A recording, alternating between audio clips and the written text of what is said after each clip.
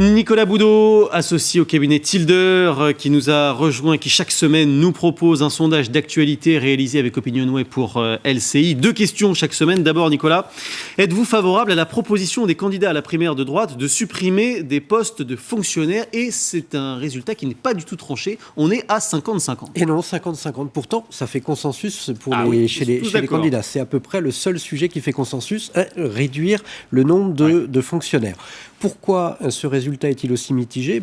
En communication, pour 2 raisons. La première, c'est que les Français sont naturellement plutôt attachés au service public. Alors, pour les impôts et l'URSSAF, je ne suis pas certain, mais pour les infirmières, pour les professeurs et pour la police, on le voit en ce moment, on voit qu'il y a un attachement réel et sérieux. Et justement, c'est probablement un problème de timing pour les candidats de droite, ce résultat.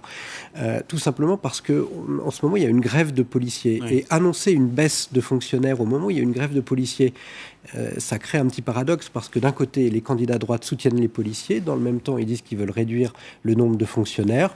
Les Français ne s'y retrouvent pas très bien et donc on a un résultat à 50-50, alors même qu'on pourrait imaginer que pour réduire les déficits publics, ça pourrait être une solution. Parce qu'on précise que ce sont vraiment des sondages d'actualité qui sont réalisés ces dernières 48 heures. On essaie de coller au plus près des événements et du pouls de la société économique. Deuxième question maintenant, êtes-vous favorable à la proposition du gouvernement d'augmenter la contribution forfaitaire prélevée sur les contrats d'assurance? C'est une longue question, pour financer le fonds de garantie des victimes des actes de terrorisme. En gros, est-ce qu'il faut une taxe supplémentaire pour les victimes du terrorisme? Les 2 tiers des Français sont opposés à cette taxe supplémentaire. Résultat qui peut paraître assez surprenant quand même. Oui, on peut se demander si c'est la fin de la solidarité qui est un marqueur des Français, ou si on est cynique 2 minutes, si c'est une nouvelle preuve que trop d'impôts tue l'impôt, la fameuse démonstration de l'affaire.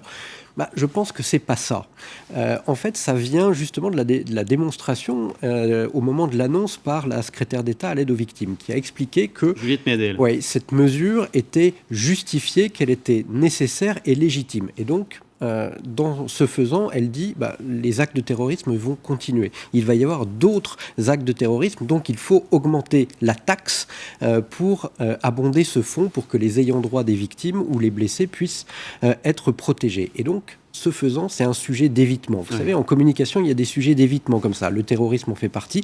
La sécurité routière, quand vous en parlez, vous créez un phénomène de rejet. Et c'est probablement ça qui explique ce résultat. Les Français, vous savez, ils veulent qu'on leur dise la vérité, qu'on leur tienne des discours sur la réalité, jusqu'à ce que ces discours soient prononcés.